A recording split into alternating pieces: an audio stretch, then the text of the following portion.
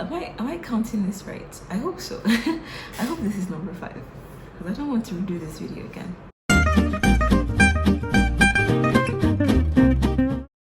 Hi guys, it's Roche. Welcome to my channel. Onto the video. I'm going to share with you guys reasons why your skincare routine isn't working. Yes, there are reasons why your skincare routine might not be working, and I'm here today to tell you why. Lots of you guys lack, let me not say lots of you guys, but a lot of people that I know lack patience. They are really impatient about the products that they use. They would use it for like 2 weeks, and then if they don't see any results, they get upset and they throw it away and hop onto the next skin regimen or buy the next product that anyone recommends or advertises to them, which is bad because I mean, you have to give your skin time to adapt and to adjust, and you need to go easy on your skin. It's the largest organ on your whole body. You have to give it time, you have to love it, you have to respect it, and you have to, you know, wait for it to absorb the things you're putting into it so you can, you know, see results. 2 weeks sometimes can be a little bit slow. Sometimes 2 weeks is fine to start seeing some results, but then it wouldn't be anything drastic. Especially, it depends on how bad your skin was. If you had like huge cystic acne everywhere on your face, you don't really expect everything to clear in 2 weeks. It takes time, sometimes maybe like a month sometimes. So it depends, and you have to be patient. People focus too much on the product, like the brand, instead of the ingredients inside that product. So you shouldn't be like swayed by so many things people push at you, because I know in the skincare beauty industry they push a lot in your faces and you don't even know what is important anymore. I know, that's why you have to focus on the ingredients, like what is inside that product that you're using. So if you have oily skin, for instance, what you should be looking for is salicylic acid. You shouldn't just be looking for maybe acne clearing cream that has 0 acne clearing ingredients, if that makes any sense. You have to look at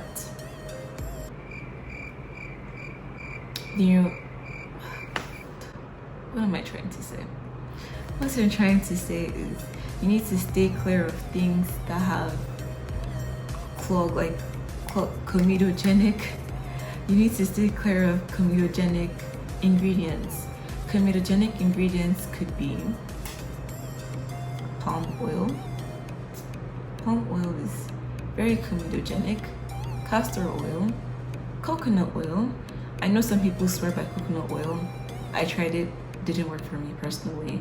And when I researched why, because it can be comedogenic. So yeah, it gave me, castor oil was the worst. Gave me cystic acne. Well, not really cystic acne, but like those really huge ones that are really close to nerve. So when you touch them, it hurts. Yeah, so never again.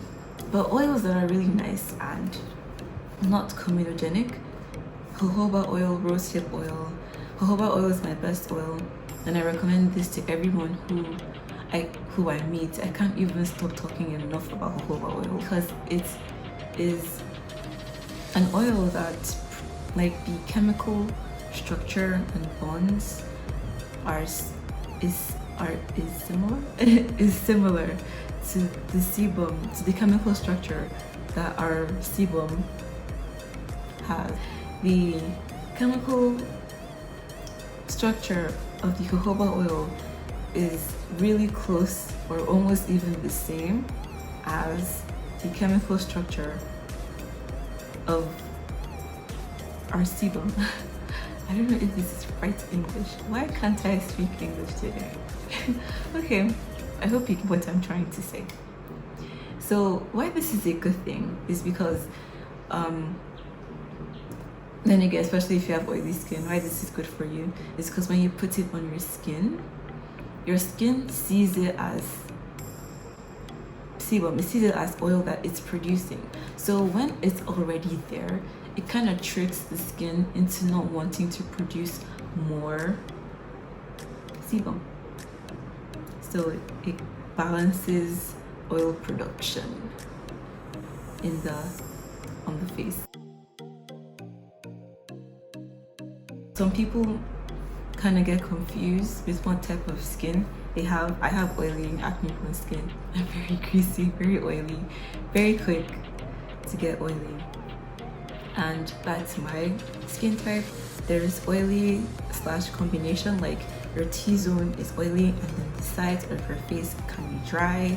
That is one of the hardest skin types to deal with. Then there is dry skin, and then you have mature and aging skin. So you need to know which type of skin your skin falls into, so you can buy appropriate products for your skin issue. So when you know your skin type, you know what kind of ingredients you should look out for. Like if you have dry skin, salicylic acid might be very harsh for your skin. So you should look at gentler exfoliants like lactic acid, maybe even glycolic acid. But that can be irritating if you have dry skin as well. So start with lactic acid, and then some other AHAs I would recommend for people with dry skin. But then if you have oily skin, stick with BHAs, because glycolic acid is good, but then it doesn't penetrate as far as salicylic acid does. And besides, salicylic acid is oil soluble, meaning that it can penetrate through oils, which is amazing for people with oily skin. Your lifestyle plays a huge role as to why your skin is looking the way it is. If your skin looks great, that means your lifestyle is great. I know it doesn't really apply for everyone. Doesn't mean that everyone who has bad skin has a bad lifestyle. Lifestyle doesn't necessarily only mean type of food you eat. Lifestyle also includes your hygiene. Lifestyle includes whether you drink, you smoke, and then lifestyle can also include habits. Habits like putting your hand on your face all the time. So lifestyle / habits. Putting your hand on your face is a habit. For me too, I do this a lot, and I start to notice like bumps or whiteheads around this area because I'm always like putting my hand on it, especially when I'm bored in class. You know, always picking your pimple. That's a terrible habit, and please, that needs to stop. And I'm speaking to myself too. But it doesn't get any better. I have a friend who believes that when she pops her pimples, it gets better, but it doesn't. Maybe if an esthetician or a dermatologist does that for you, fine. But then you doing it on your own, not good, because sometimes you don't even use clean objects to pop them. Some people use their fingers, and your nails sometimes have germs, and as you're doing that, you're just infecting the pimple and making it a lot worse and causing scarring, and you don't need all those things. You don't.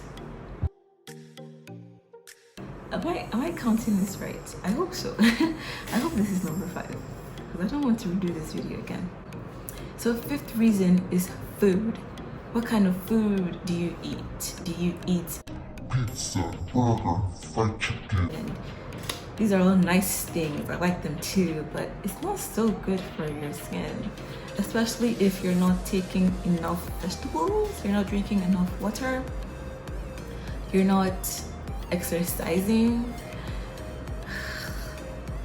The end product of all these carbs and fats end up going to your face. So yeah, diet is really important. I know you're tired of hearing this. I am too. But then it makes a lot of sense, actually. I mean, obviously you need to drink to survive, but then How about drinking more water than you usually would? Not overcompensate to the point that you kill yourself, but then drink enough so that you're able to remove toxins from your urine. So instead of those toxins going into your skin or your bloodstream, instead to be passed out as pee. So that's what I think. I'm not 200% sure. Another reason why I recommend people to drink lots and lots of water is because obviously when you drink plenty of water, your skin is hydrated, and when your skin is hydrated, you tend to not have wrinkles and your face isn't dry. And even if you have oily skin, your face isn't, because when your skin is really dry and you have oily skin, your face gets super oily. Like dry skin, momentarily having dry skin for an oily person is terrible. I really hope I'm making sense. Yeah, thank you guys for watching. I hope this was really informative and explanatory enough, and I hope you took something from this video, even if it's just one thing. I hope so. I'm so grateful if you did. God bless you, and I'll see you in my next video.